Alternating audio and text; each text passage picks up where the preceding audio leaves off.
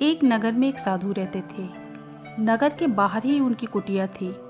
साधु बहुत ही शांत स्वभाव के थे। भगवान की भक्ति में लीन रहा करते थे और भिक्षा मांगकर भोजन करते थे।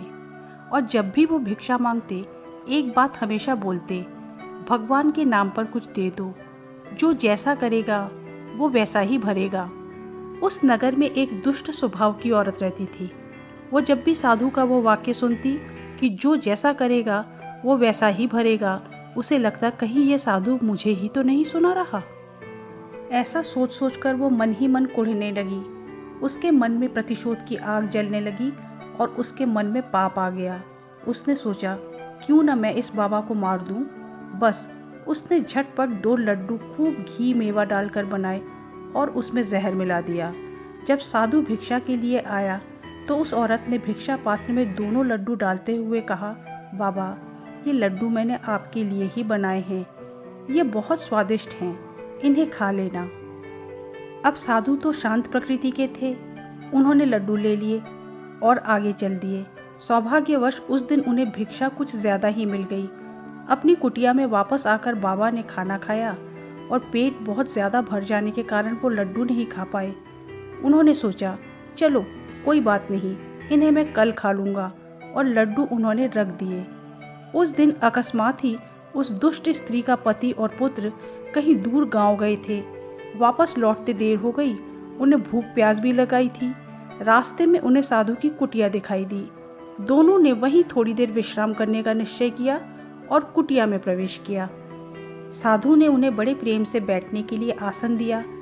तभी पुत्र बोला, बाबा, बहुत भूख और प्यास लगी है, कुछ खाने को मिलेगा क्या?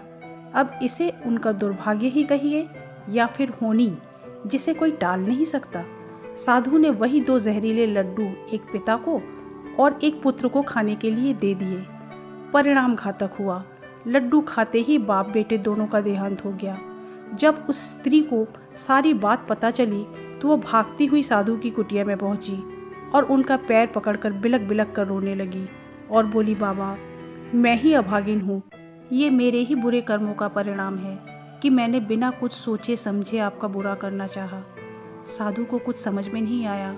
वो बोले, तुम ऐसा क्यों बोल रही हो बेटी? तब वो औरत बोली, दरअसल आपको मारने के लिए मैंने लड्डू में जहर मिला दिया था, और देखिए ये क्या अनर्थ हो गया। मेरी ही कर्मों की सज़ा मुझे मिली। मैंने खुद ही अपना विनाश कर लिया। मैंने अकारण ही आपका बुरा सोचा और उसका फल मुझे मिल गया। तो दोस्तों, दूसरों का बुरा करके न किसी का भला हुआ है और न होगा। पवित्र ग्रंथ रामायण महाभारत भी हमें यही सीख देते हैं। जीवन की सच्चाई यही है कि दूसरों के लिए गड्ढा खोदने वाला उसी में खुद गिरता है। इसलिए तो ज्ञानी लोगों ने कहा है, कर भला तो हो भला, जो जैसा करेगा वो वैसा ही भरेगा। इसलिए अच्छे कर्म करें और खूब पुण्य कमाएं। जय श्री कृष्ण।